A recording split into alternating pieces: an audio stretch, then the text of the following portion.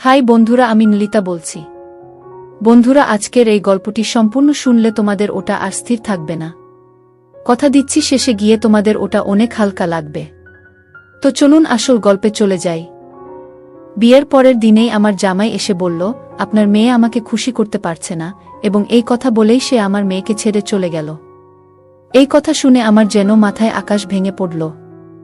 আমি আমার মেয়েকে অনেক নামী ডাক্তারদের কাছে নিয়ে গিয়েছিলাম, কিন্তু সকলেই বললেন ওর শরীরে কোনো ত্রুটি নেই, সবকিছুই স্বাভাবিক। তারপর একদিন আমার মেয়ে আমাকে বলল, মা, আমার এক বন্ধু বলেছে যে একটি মন্দিরের কাছে একজন সাধু বাবা থাকেন, যিনি সব সমস্যার সমাধান করতে পারেন। তাই আমি মেয়েকে নিয়ে সেই সাধুর কাছে গেলাম। সেখানে সাধু বাবা বললেন, একে 7 দিন আমার এখানে থাকতে হবে। আমি আমার জ্ঞানে তৈরি করা বিশেষ তেল ওর শরীরে প্রয়োগ করব, তবেই সমস্যা দূর হবে। তার কথা আমার মেয়ে আমি সেখানে রেখে চলে আসি। কিন্তু আমার মনে অনেক ভয় শুরু হয় মেয়েকে একা রেখে আসার কারণে। তাই আমি মেয়েকে দেখতে সাধু বাবার কাছে যাই। সেখানে গিয়ে যা দেখলাম তাতে আমি অবাক হয়ে গেলাম। সাধু বাবার ঘরের দরজা খুলতেই চোখ গেল পাশের একটি ঘরে। সেই দৃশ্য দেখে আমার হৃদয় থমকে গেল। মনে হচ্ছিল যেন মাথা ঘুরে পড়ে যাব। আমার মেয়ে কিভাবে এমন কিছু করতে পারে তা বিশ্বাস হচ্ছিল না। সাধু বাবা, বন্ধুরা, আজকের গল্পটা অনেক বেশি স্পেশাল।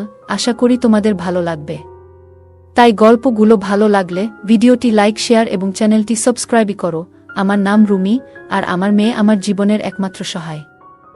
আমার স্বামী আমার মেয়ের জন্মের কিছুদিন পরই মারা যান। তবে স্বামীর রেখে যাওয়া সম্পত্তির কারণে আমাদের অর্থের কোনো অভাব হয়নি।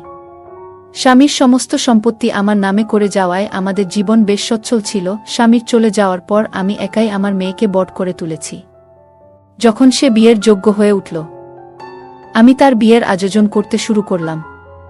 বিয়ের প্রস্তুতির জন্য আমার শাশুড়ি ও জেঠানি গ্রামের বাড়ি থেকে এসে সাহায্য করলেন, যার ফলে মেয়ের বিয়েটা খুব সুন্দরভাবে সম্পন্ন হয়। তখন আমি খুবই খুশি ছিলাম যে মেয়ের বিয়ের সমস্ত দায়িত্ব ঠিকঠাকভাবে শেষ হয়েছে। বিয়ের কিছু রীতিনীতি বাকি ছিল, আর আমি সব আত্মীয় স্বজনদের বিয়েতে আমন্ত্রণ জানিয়েছিলাম। সবাই আমার সাথে অত্যন্ত ভালো ব্যবহার করেছেন, কখনো কোনো সমস্যা তৈরি হয়নি। তবে বিয়ের পরে আমার মেয়েকে সেখানে একা রেখে আসতে আমার মন কিছুতেই স্থির হচ্ছিল না। তাকে একা রেখে আসা যেন ঠিকঠাক মনে হচ্ছিল না। তাই আমি আবার ফিরে গেলাম মেয়ের কাছে। সেখানে পৌঁছে যা দেখলাম তাতে আমার মাটি যেন পায়ের তলা থেকে সরে গেল। আমার স্বামীর অনুপস্থিতি যেন আমার জীবনে তেমন কোনো শূন্যতা তৈরি করেনি। চারপাশের সবাই নিজের মতো করে আমাকে সহায়তা করছিল। তাদের এই ভালোবাসা ও সহযোগিতায় আমার চোখে জল এসে গেল। আমার মনে হচ্ছিল, যদি আজ আমার স্বামী বেঁচে থাকতেন তাহলে মেয়ের বিয়েতে কতটাই না খুশি হতেন। কিছু দিনের মধ্যেই আমার মেয়ের বিয়ে ধুমধাম করে সম্পন্ন হল। সে তার শ্বশুর বাড়ি চলে গেল। বিদায়ের সময় আমি খুব কেঁদেছিলাম, কারণ সে ছিল আমার স্বামীর শেষ স্মৃতি। কিন্তু মেয়েরা তো একদিন না একদিন শ্বশুরবাড়ি চলে যায়। তাই আমি মেয়ের সুখী জীবনের জন্য ঈশ্বরের কাছে প্রার্থনা করলাম। সবকিছু মিটে যাওয়ায় আমার মনে এক শান্তি এলো। আমি ভগবানের কাছে কৃতজ্ঞ ছিলাম যে তিনি আমার মেয়েকে ভালো একটি পরিবার দিয়েছেন। পরের দিন হল ঘরে বসে আমি মেয়ের স্মৃতিতে অশ্রুসিক্ত হচ্ছিলাম। এই পৃথিবীর নিয়মটাই অদ্ভুত। সারা জীবন নিজের হাতে বড় করে তোলার পর মেয়েকে একদিন অন্য কেউ এসে নিজের ঘরে নিয়ে যায়। কাঁদতে কাঁদতে যখন মনে একটু হালকা অনুভব করছিলাম, তখন পাশের ঘর থেকে আমার ফোনের ঘণ্টি বাজতে লাগল। মেয়ের চলে যাওয়ার পর অতিথিরাও ধীরে ধীরে বিদায় নিয়েছিল। কেবল ঘনিষ্ঠ কয়েকজন আত্মীয় ঘরে রয়ে গিয়েছিল, যারা সবাই ঘুমিয়ে পড়েছিল। কিন্তু আমি তখনও হল ঘরে একা বসেছিলাম। বিয়ের পরদিনই মেয়ের অনুপস্থিতিতে বাড়িটা একেবারে ফাঁকা ফাঁকা লাগছিল। একদিনের মধ্যেই যেন সব বদলে গেছে। ঘরে একা বসে থাকতে অস্বস্তি হচ্ছিল, তাই একটা গভীর শ্বাস নিয়ে নিজের ঘরে চলে গেলাম। কিন্তু ততক্ষণে ফোনের রিং বন্ধ হয়ে গেছে। বিছানায় শোয়ার আগে মেয়ের সুখের জন্য আবারও ভগবানের কাছে প্রার্থনা করলাম, যেন সে তার নতুন সংসারে সুখী থাকে। পরের দিন অতিথিরাও বিদায় নিল, আর আমি পুরোপুরি একা হয়ে গেলাম। আমার বাড়ির কাজের লোকের কাজ শেষ করে চলে যেত, ফলে বাড়িতে আমি একাই থাকতাম। আজ মেয়ের বিয়ের দ্বিতীয় দিন, আর গৃহপরিচারিকা কাজ দ্রুত সেরে এসে জিজ্ঞেস করল সে একটু আগে যেতে পারে কিনা। তার কাজ শেষ হয়ে যাওয়ায় তাকে অনুমতি দিলাম। কিছুক্ষণ পরে আমার জামাই মেয়েকে নিয়ে হঠাৎ বাড়িতে চলে এলো। মেয়েকে দেখে খুব খুশি হলাম, কিন্তু জামাই যখন বলল যে সে মেয়েকে আমার কাছেই রেখে যাবে, তখন আমি স্তব্ধ হয়ে গেলাম। এত শীঘ্রই সে মেয়েকে ফিরিয়ে দেবে ভাবিনি। মনে হলো হয়তো কোনো রীতি বা অনুষ্ঠান বাকি আছে, তাই তারা এসেছিল। কিন্তু জামাই বলল, আপনার মেয়ে আমাকে খুশি রাখতে পারছে না, তাই আপনি ওকে নিজের কাছেই রাখুন। এই কথা শুনে আমার লজ্জায় মাথা নত হয়ে গেল। কিভাবে কথা বলবো বা কি প্রশ্ন করব তা কিছুই বুঝতে পারছিলাম না। মেয়েও মাথা নিচু করে দাঁড়িয়েছিল। জামাই যখন মেয়েকে রেখে চলে যেতে চাইল, তখন আমি তার হাত ধরে বোঝানোর চেষ্টা করলাম। আমি বললাম, দয়া করে এমনটা করবেন না। আমি ক্ষমাপ্রার্থী যদি কোনো ভুল হয়ে থাকে। আমি ওকে বুঝিয়ে বলবো। ও এখনো নতুন, সংসার জীবনের অনেক কিছুই জানে না। যদি কোনো ত্রুটি হয়ে থাকে তবে আমি আপনার কাছে ক্ষমা চাইছি। এত তাড়াতাড়ি সিদ্ধান্ত নেবেন না। দয়া করে ওকে আবার নিজের বাড়িতে নিয়ে যান। আমার মনে হচ্ছিল, যদি লোকে শুনতে পায় যে বিয়ের পরের দিনই জামাই আমার মেয়েকে ছেড়ে দিয়ে গেছে, তাহলে কত কথাই না উঠবে। কিভাবে মানুষকে বোঝাবো আর তাদের প্রশ্নের কি উত্তর দেব? লোকে যদি আমার মেয়ের চরিত্র নিয়ে কিছু বলে, আমি সেটা সহ্য করতে পারবো না। সত্যি কি আমার মেয়ের কোনো ভুল ছিল, নাকি জামাই আমাকে মিথ্যে কিছু বলছে, এখনো জানি না। তবে আমার কথা তার উপর কোনো প্রভাব ফেলল না। সে আমার দিকে তাকালো না, বরং হাত ছাড়িয়ে বলল, আপনার মেয়েকে এখানেই রেখে যাব, এবং চলে গেল। তখন আমার মনে নানা প্রশ্ন জাগতে লাগলো। হয়তো মেয়ে কিছু বলতে অস্বীকার করেছিল, হয়তো তাদের মধ্যে কোনো ঝগড়া হয়েছিল। চোখে জল নিয়ে মেয়ের দিকে তাকালাম, দেখলাম সেও কাঁদছে। তাকে নিয়ে ঘরের ভেতর এসে বসলাম। এরপর আমি মেয়েকে নামকরা ডাক্তারদের কাছে নিয়ে গিয়ে পরীক্ষা করালাম। কিন্তু সব ডাক্তারই বললেন যে সে সম্পূর্ণ সুস্থ, ওর মধ্যে কোনো ত্রুটি নেই। তখনই আমি সিদ্ধান্ত নিলাম যে জামাইয়ের কাছে গিয়ে সরাসরি জিজ্ঞেস করব, যখন আমার মেয়ে সম্পূর্ণ সুস্থ, তাহলে আপনি এমন অভিযোগ কেন তুললেন? মেয়েকে বললাম, আমি এখনই এর উত্তর খুঁজে বের করব। আমি ভাবছিলাম যে জামাইয়ের কাছে প্রশ্ন করবই। আমার কথা শুনে মেয়ে বেশ ভয় পেয়ে গেল এবং তার হাত কাঁপতে লাগল। সে বলল, মা প্লিজ, তুমি ওকে কিছু বলো না। কে জানে ও তোমার কথা শুনবে কি না। যদি রাগ করে আমাকে ছেড়ে চলে যায় বা অন্য কিছু করে বসে। মেয়ের কথা শুনে আমার মন আরও জটিলতায় ভরে উঠল। আমি লক্ষ্য করছিলাম, এই বিষয়ে কথা বলার সময় মেয়ে চোখ সরিয়ে কথা বলে, যা আমার কাছে অদ্ভুত লাগছিল। কিন্তু মেয়ের জন্য সবকিছু চুপচাপ সহ্য করছিলাম। আমার মন তখন দ্বিধায় ছিল, কার ভুল আর কার কথা সত্যি। সত্যটা জানা আমার জন্য সহজ ছিল না, তবে তাড়াহুড়ো করে কিছু সিদ্ধান্ত নেওয়া ঠিক হবে না। কিছুক্ষণ পর আমরা গাড়িতে উঠে বাড়ির পথে রওনা দিলাম, কিন্তু সেই প্রশ্নগুলো মাথায় ঘুরতেই থাকল। মনে হচ্ছিল এমন কিছু হয়তো আছে যা আমি এখনো বুঝে উঠতে পারিনি। হয়তো জামাই মেয়েকে পছন্দ করে না এবং অন্য কাউকে পছন্দ করে, তাই সে আমার মেয়েকে দোষ দিচ্ছে, নাকি সত্যিই আমার মেয়ের মধ্যেই কোনো ভুল আছে। এইসব চিন্তা আমাকে আচ্ছন্ন করে রেখেছিল। এইসব ভাবতে ভাবতেই কখন যে আমরা বাড়ি পৌঁছলাম টের পাইনি। কিছুক্ষণ পর মেয়ে নিজের ঘরে চলে গেল। রাতের খাবার শেষে সে আমার জন্য চা বানিয়ে এনে আবার নিজের ঘরে চলে গেল। কিছুক্ষণ পর সে শান্ত কণ্ঠে আমার কাছে এসে বলল, মা, আমার এক বান্ধবী বলেছে গ্রামের বাইরে এক মন্দিরের পাশে একজন সাধু বাবা থাকেন, যিনি সব সমস্যার সমাধান করতে পারেন। যদি সেখানে যাই হয়তো কিছু সমাধান মিলবে। মেয়ের কথা শুনে অবাক হলাম। বললাম, ঠিক আছে, তুই যদি তাই চাস তবে আমরা সেখানে যাব। ভাবলাম, যদি সত্যিই সেই সাধু বাবার কাছে কোনো সমাধান থাকে, তবে হয়তো মেয়ের জীবন আবারও সুন্দর হয়ে উঠবে। আমার সম্মতি পাওয়ামাত্রই মেয়ে যেন তাড়াহুড়ো করে প্রস্তুত হয়ে গেল। তার এমন তাড়াতাড়ি দেখে একটু অবাক হলেও বেশি মনোযোগ দিলাম না। আমরা সাধু বাবার কাছে যাওয়ার জন্য রওনা হলাম এবং কিছুক্ষণ পর সেখানে পৌঁছলাম। কিন্তু সেই জায়গার পরিবেশ দেখে কিছুটা চমকে গেলাম। সাধারণত যেখানে সাধু বাবার কাছে ভিড় থাকে সেখানে আজ কেউ নেই। চারপাশে অদ্ভুত নীরবতা আর এক ধরনের অস্বস্তিকর অনুভূতি ছিল। আমি আর মেয়ে সেই কক্ষে প্রবেশ করলাম আর চারপাশে চোখ বুলিয়ে দেখলাম। সাধু বাবার কাছে পৌঁছেই মেয়ের পরিস্থিতির সব কথা বললাম। তিনি মনোযোগ দিয়ে সব শুনলেন এবং বললেন, আপনার মেয়েকে 7 রাত এখানে থাকতে হবে। আমি তাকে বিশেষ তেল দিয়ে মালিশ করব। এসব বলতে গিয়ে তিনি একবারও আমাদের দিকে তাকালেন না। তার দৃষ্টি নিচু ছিল আর তিনি মন্ত্রপাঠে ব্যস্ত ছিলেন। তার এমন আচরণে আমার ভেতরে কিছুটা অস্বস্তি হচ্ছিল। কিন্তু ঠিক কী ব্যাপারটা অস্বাভাবিক মনে হচ্ছে তা বুঝতে পারছিলাম না। মেয়েকে সেখানে 7 দিন রেখে যাওয়ার চিন্তা মন থেকে মেনে নিতে পারছিলাম না, তবুও যেন পরিস্থিতির চাপে বাধ্য হলাম। মেয়ের জীবনে শান্তি ফেরানোর জন্য আমি এই সিদ্ধান্ত নিলাম। কারণ জানতাম সমাজে তালাকের কালিমা নিয়ে মেয়ের বেঁচে থাকা সহজ হবে না। ধনী হোক বা গরিব, আমাদের সমাজে দোষ সবসময় মেয়ের ঘাড়েই পড়ে। তাই নিজের মনকে শক্ত করে তাকে সেখানে রেখে বাড়ি ফিরে এলাম। কিন্তু বাড়িতে এসেও মন যেন ওই সাধু বাবার কাছেই পড়ে রইল। সবকিছু যেন কিছুটা অস্বাভাবিক ঠেকছিল। বারবার মনে হচ্ছিল আমি কি কোনো ভুল কিছু করলাম নাকি। আবার বিকেল হতে না হতেই মনে হলো আবারও সেখানে যাওয়া উচিত। প্রথমে ভাবলাম কিছু খেয়ে একটু শান্ত হয়ে যাই, তারপরই যাব। কিন্তু মনের মধ্যে অশান্তি এতটাই বাড়তে লাগলো যে আর অপেক্ষা করতে পারলাম না। বাড়ি থেকে বেরিয়ে সেখানে ফেরার জন্য প্রস্তুতি নিলাম, তৈরি হচ্ছিলাম। তখন হঠাৎ পাড়ার এক মহিলা আমাকে ডেকে বললেন, এই রাতবেলায় কোথায় যাচ্ছ? সব ঠিক আছে তো? তোমাকে বেশ চিন্তিত লাগছে। তার কথা শুনে থমকে গেলাম।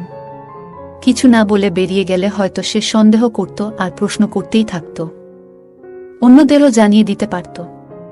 তাই বললাম, না তেমন কিছু না। মায়ের কাছে যাচ্ছি, মনটা খারাপ লাগছে, মাকে খুব মনে পড়ছে। আমার মাকে সবাই চিনত, মাঝে মাঝে তিনি আমার এখানে 1 সপ্তাহের জন্য এসে থাকতেন। তখন পাড়ার সবাই তার কাছে আশীর্বাদ নিতে আসত, মাও তাদের সবার সঙ্গে খুব আন্তরিকতার সঙ্গে মিশতেন। আমার মুখ থেকে মায়ের কথা শুনে প্রতিবেশী বললেন, হ্যাঁ তুমি ঠিকই বলেছ, তোমার মেয়ের বিয়ে হয়েছে বলে হয়তো একটু একাকিত্ব অনুভব করছো। বলে তিনি আমার পাশে এসে দাঁড়ালেন এবং নানা বিষয়ে কথা বলতে শুরু করলেন। কিন্তু তখন তার সঙ্গে কথা বলার কোনো ইচ্ছাই ছিল না। আমার মন ছিল শুধু মেয়েকে নিয়ে। ভাবছিলাম কত ভেবেচিন্তে মেয়ের জন্য এই সম্পর্ক ঠিক করেছিলাম যাতে সে সুখে থাকে। কিন্তু কে জানতো এমন পরিস্থিতি তৈরি হবে। প্রতিবেশী তখনও নানা বিষয়ে কথা বলেই যাচ্ছিলেন, কিন্তু আমার মন সেখানে ছিল না। শুধু চাইছিলাম কোনোভাবে তার থেকে মুক্তি পেতে। তিনি আবার জিজ্ঞাসা করলেন, তোমার কি কোথাও যাওয়ার ছিল? আমি মাথা নেড়ে সায় দিলাম, কিন্তু কথা বাড়াতে ইচ্ছা ছিল না। অবশেষে তার থেকে মুক্ত হয়ে বাইরে বের হলাম। পুরো সময় মেয়েকে নিয়ে ভাবছিলাম, আর একটা অজানা আশঙ্কায় মন ছটফট করছিল। মনে হচ্ছিল এভাবে চলতে থাকলে যেন শান্তি আর ফিরে পাব না। আমার মনের ভেতরে প্রশ্ন আর সন্দেহ ক্রমাগত ঘুরছিল। ভাবছিলাম প্রতিবেশীকে যদি সব বলে দিই, সে হয়তো আরও রং লাগিয়ে এই ঘটনাটা পাড়ার সবার মাঝে ছড়িয়ে দেবে। মেয়ের এই পরিস্থিতি আমাকে এতটাই লজ্জিত করে তুলেছিল যে কারো সামনে যাওয়ার সাহস পাচ্ছিলাম না। আমার মেয়েকে জামাই বাড়িতে রেখে গেছেন 2 দিন হলো, আর আশেপাশের মানুষ কি বলবে সেই চিন্তাও মাথায় ঘুরছিল। কোনো সিদ্ধান্তে পৌঁছাতে পারছিলাম না। মনে শুধু ঘুরছিল কেন জামাই এমন সিদ্ধান্ত নিলেন, কেন বললেন যে আমার মেয়ে তাকে সুখী করতে পারছে না। এই চিন্তা মাথায় নিয়ে আবার সেই জায়গায় পৌঁছালাম যেখানে কয়েক ঘন্টা আগেই মেয়েকে রেখে এসেছিলাম। গাড়ি থেকে নেমে গভীর শ্বাস নিলাম আর দ্রুত পা চালিয়ে ভেতরে ঢুকলাম। কারণ মেয়েকে নিয়ে একরাশ সন্দেহ আর চিন্তা আমাকে ঘিরে ধরেছিল। এই দিনে কারো ওপরও বিশ্বাস করা কঠিন, তাই দ্রুত মেয়ের কাছে পৌঁছানোর জন্য এগিয়ে যাচ্ছিলাম। আমার মেয়ে কি ঠিক আছে? জানি না 1 ঘন্টায় সে কেমন আছে। সাধু বাবার ঘরের দরজা খুলতেই চোখ গেল পাশের একটি ঘরে। সেই দৃশ্য দেখে আমার হৃদয় থমকে গেল। মনে হচ্ছিল যেন মাথা ঘুরে পড়ে যাব। মেয়ে কিভাবে এমন কিছু করতে পারে তা বিশ্বাস হচ্ছিল না। দেখলাম মেয়ে সামনে বসে, আর 30 বছরের মতো এক যুবক, যাকে সবাই সাধু বাবা বলতো, তার মাথা মেয়ের কোলে রেখে শুয়ে আছে। দুজনেই হাসতে হাসতে কথা বলছিল। আমি বাইরে থেকেই তাদের কথাগুলো শুনতে পাচ্ছিলাম। সেই যুবক বলছিল, তোমার বিয়ের খবর শোনার পর থেকে এক মুহূর্ত স্বস্তিতে কাটাতে পারিনি। আমার মেয়ে তার হাত ধরে মৃদু হেসে বলছিল, এই জন্যই তোমাকে তোমার কাছে নিয়ে এসেছি, যেন তুমি নিশ্চিত হও যে আমার স্বামী আমাকে কখনো স্পর্শ করেনি। আমি এমন ব্যবস্থা করেছি যাতে আমরা সবসময় একসঙ্গে থাকতে পারি। আমার স্বামী আমার মুখও আর দেখতে চাইবে না। মেয়ে শান্তভাবে তার হাত ধরে কথা বলছিল, এবং আমার ভেতরটা ক্রমশ পুড়ে যাচ্ছিল। এতদিন আমি জামাইকে ভুল বুঝছিলাম, আসল দোষটা যে মেয়ের তা জানতে পেরে নিজেই হতবাক হয়ে গেলাম। তাদের কথাগুলো আর সহ্য করতে পারছিলাম না, তাই রাগের মাথায় দরজা ঠেলে খুলে দিলাম। দরজা খোলার শব্দে দুজনেই চমকে উঠে দাঁড়ালো। ঘরের ভেতরে ঢুকে আমি মেয়ের হাত ধরে তাকে এক চড় মারলাম। তারপর বললাম, এমন কাজ করার সময় তোমার একবারও লজ্জা হলো না? মায়ের কথা একবারও মনে পড়ল না? একা হাতে তোমাকে মানুষ করেছি। আবারও তার গালে এক চড় কষালাম। আমার এই রূপ দেখে সেই কথিত সাধু মেয়েকে বাঁচানোর জন্য এগিয়ে এলো, কিন্তু আমার রাগ দেখে চুপচাপ মাথা নিচু করে দাঁড়িয়ে রইল। রাগে ফুঁসতে ফুঁসতে মেয়েকে জিজ্ঞেস করলাম, তুমি তোমার স্বামীকে এমন কি বলেছ যে সে তোমাকে বাপের বাড়িতে রেখে চলে গেল? তখন মেয়ে কাঁদতে কাঁদতে আস্তে আস্তে বলল, আমি স্বামীকে বলেছি, কেন তুমি আমার সঙ্গে বিয়ে করলে? আমি সন্তান জন্ম দিতে পারবো না, আমার দ্বারা কোনো সন্তান হবে না। তুমি কেন তোমার জীবন নষ্ট করছো? আমাকে ছেড়ে দাও, আমার মা তোমাদের সবার সাথে প্রতারণা করেছে। মেয়ের মুখ থেকে এই কথা শুনে মাথায় হাত দিয়ে বসে পড়লাম। এতটাই রাগ হলো যে মনে হলো তার গলা টিপে ধরে সব শেষ করে দিই। আমার মেয়ে এমন কৌশলে সবকিছু করল কিভাবে? আমি তো কখনো এমন শিক্ষা দিইনি। তবু কেন এমন পথে সে হাঁটল? তখন মেয়ে মাথা তুলে বলল, মা, আমি ওকে ভালোবাসি আর তাকেই বিয়ে করব। সে তখন নির্ভয়ে আমাকে তার কথাগুলো বলছিল, সাহস নিয়ে মুখের উপর বলছিল। কিন্তু সেই সময় আমি কিছু বলিনি, তাকে টেনে নিয়ে বাড়িতে চলে এলাম। বাড়িতে ফিরে তাকে বুঝানোর চেষ্টা করলাম, দেখো মেয়ে, আবেগে ভেসে কোনো সিদ্ধান্ত নিও না। জানি তুমি ওকে ভালোবাসো, কিন্তু ভাবো, এখন তোমার বিয়ে হয়ে গেছে, এখন তোমার একজন স্বামী আছে এবং তোমার জন্য নিজের সম্পর্কের দিকে মনোযোগ দেওয়া জরুরি। আমি তাকে অনেক বোঝানোর চেষ্টা করেছিলাম, কিন্তু সে আমার কোনো কথাই শুনতে চাইছিল না। অবশেষে নিরুপায় হয়ে আমি তাকে তার স্বামীর কাছে নিয়ে গেলাম। তার স্বামীর সামনে গিয়ে আমি সব সত্যি কথা বলে দিলাম এবং আমার মেয়ের পক্ষ থেকে ক্ষমাও চাইলাম। এটা শুনে তার স্বামী বলল, না, আমি আর তাকে আমার সঙ্গে রাখতে পারবো না। যে মেয়ে অন্য একজনের জন্য নিজের স্বামীকে ছেড়ে দিতে পারে, সে কখনো সুখী হতে পারবে না। আমি এত বড় মনের মানুষ নই যে সব কিছু জেনে শুনে এমন একজন মেয়েকে গ্রহণ করব। আমি তাকে তালাক দেব এবং অন্য কারো সঙ্গে বিয়ে করব। আমি তার সামনে মাথা নত করে দাঁড়িয়েছিলাম। আমি জানতাম সে একজন খুব ভালো মানুষ এবং আমার মেয়ে তার সঙ্গে খুব সুখী হতে পারত। আজ না হোক কাল সব ঠিক হয়ে যাবে বলে আমি আশা করেছিলাম। কিন্তু আমার সমস্ত প্রচেষ্টা সত্ত্বেও সে আমার কথা মানেনি। অবশেষে তার স্বামী আমার মেয়েকে তালাক দিল এবং অন্য কারো সঙ্গে বিয়ে করল। এরপর আমি আমার মেয়ের বিয়ে সেই ব্যক্তির সঙ্গে দিয়ে দিলাম যাকে সে সত্যিই ভালোবাসত। সে তার প্রথম স্বামীকে স্পর্শ করতেও চায়নি, তাই আমি সিদ্ধান্ত নিলাম যে তার দ্বিতীয় বিয়ে সেই ব্যক্তির সঙ্গেই হওয়া উচিত যাকে সে ভালোবাসত। আমি আমার মেয়েকে রাগান্বিত হয়ে বললাম, আজ থেকে তোমার সাথে আমার আর কোনো সম্পর্ক নেই, আর কোনো দিনও আমার সামনে আসার চেষ্টা করো না। তোমার বাবা চলে যাওয়ার পর আমি একা তোমাকে বড় করেছি। তুমি তখন খুব ছোট ছিলে। চাইলে আমি অন্য কারো সাথে বিয়ে করে নতুন জীবন শুরু করতে পারতাম, কিন্তু আমি সেটা করিনি। তোমাকে সঠিক শিক্ষা ও ভালো জীবন দেওয়ার চেষ্টা করেছি যাতে তোমার কোনো অভাব না হয়। কিন্তু তার পরিবর্তে তুমি আমাকে কি দিলে? এই কথাগুলো বলে আমি তাকে বাড়ি থেকে বের করে দিলাম। কিভাবে সে এখন বাঁচছে, কেমন আছেন তার স্বামী, এসব নিয়ে আমি আর কোনো খোঁজ খবর রাখিনি। তার বিয়ে হয়েছে 7 বছর হলো, আর এই 7 বছরে একবারও সে আমার কাছে আসেনি। তবে হঠাৎ একদিন সে এসে আমার সামনে দাঁড়ালো এবং বলল, মা, আমি যে মিথ্যা বলেছিলাম যে আমি সন্তান সম্ভবা হতে পারি না, সেটা এখন সত্যি হয়ে গেছে। এই 7 বছরে আমি কখনোই মা হতে পারিনি। এখন শাশুড়ি আমার স্বামীকে অন্য কাউকে বিয়ে করার জন্য বলছেন, কারণ আমি তাকে কখনো বংশের উত্তরাধিকার দিতে পারবো না। এ নিয়ে আমাদের মধ্যে প্রায় ঝগড়া হয়। তাকে আমি বললাম, তুমি যে ভুল করেছিলে তার ফলই এখন ভুগছ। সে তখন আমার সামনে হাত জোট করে বলল, মা, আমি তোমার কাছে অপরাধী, আমাকে ক্ষমা করে দাও। আমি তাকে বললাম, আমার কাছে ক্ষমা চেয়ে কোনো লাভ নেই, বরং তোমার প্রথম স্বামীর কাছে ক্ষমা চাও, কারণ তার কোনো দোষ ছিল না, তবুও তুমি তাকে তার অধিকার থেকে বঞ্চিত করেছিলে। যদি সে তোমাকে ক্ষমা করে, তাহলে আমিও তোমাকে ক্ষমা করব। আমার কথা শুনে আমার মেয়ে তার প্রথম স্বামীর কাছে গেল এবং তার কাছে ক্ষমা চাইতে লাগল। আশ্চর্যের বিষয়ে তার স্বামী তাকে সঙ্গে সঙ্গে ক্ষমা করে দিল, কারণ সে নিজের জীবনে খুবই সুখী ছিল। এরপর ঈশ্বরের আশীর্বাদে 9 বছর পর আমার মেয়ের ঘরে একটি সুন্দর পুত্র সন্তানের জন্ম হল। তখনই সে উপলব্ধি করল যে একজন মা তার সন্তানের জন্য কতটা চিন্তা করেন এবং সেই অনুভূতি কতটা গভীর। আসলে যতক্ষণ না একজন মেয়ে নিজে মা হয়, সে কখনোই তার মায়ের কষ্ট এবং ত্যাগ পুরোপুরি বুঝতে পারে না। এরপর আমার মেয়ে আবার আমার কাছে ফিরে এলো এবং আমার সামনে হাত জোট করে ক্ষমা চাইল। তখন আমি তাকে মন থেকে ক্ষমা করে দিলাম। গল্পের মেয়েটি আবেগপ্রবণ হয়ে প্রথমবারের মতো প্রেমের প্রতি টান অনুভব করে, যা তাকে স্বামী ও পরিবারের দায়িত্ব থেকে বিচ্যুত করে। আবেগপ্রবণ হয়ে মুহূর্তের সিদ্ধান্ত নেওয়ার ফলে জীবনে কিভাবে সমস্যার সৃষ্টি হতে পারে তা এই গল্পে স্পষ্টভাবে প্রতিফলিত হয়। তাই আবেগের মধ্যে থেকেও চিন্তাভাবনা এবং বাস্তবতার বিবেচনা করা জরুরি।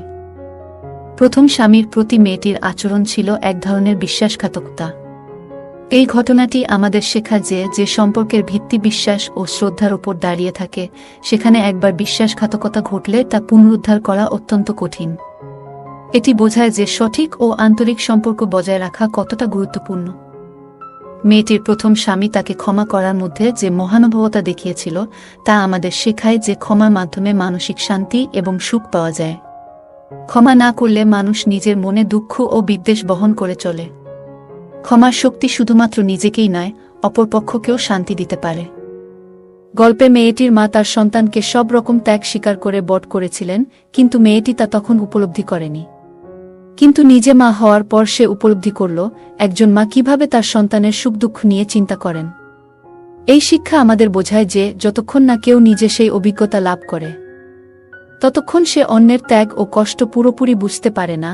গল্পের শেষে মায়ের ক্ষমা এবং মেয়ের সঙ্গে পুনর্মিলন আমাদের শেখায় যে সত্যিকারের ভালোবাসা কখনো দূরত্ব মেনে নেয় না। ভালোবাসা এবং সম্পর্ক যতটা ভেঙে যাক না কেন, সঠিক উপলব্ধি এবং ক্ষমার মাধ্যমে সম্পর্ককে আবারও মজবুত করা সম্ভব। বন্ধুরা, আজকের গল্পটা এখানেই শেষ। আশা করি গল্পটি আপনাদের ভালো লেগেছে। যদি গল্পটি আপনার হৃদয় ছুঁয়ে যায়, তাহলে অবশ্যই লাইক করতে ভুলবেন না। আপনার মতামত কমেন্টে জানাতে পারেন এবং আপনার বন্ধুদের সাথে গল্পটি শেয়ার করুন। এমনই আরও মজার এবং আবেগঘন গল্পের জন্য আমাদের চ্যানেলটি সাবস্ক্রাইব করুন এবং বেল আইকন চাপতে ভুলবেন না, যাতে আমাদের কোনো গল্প আপনারা মিস না করেন।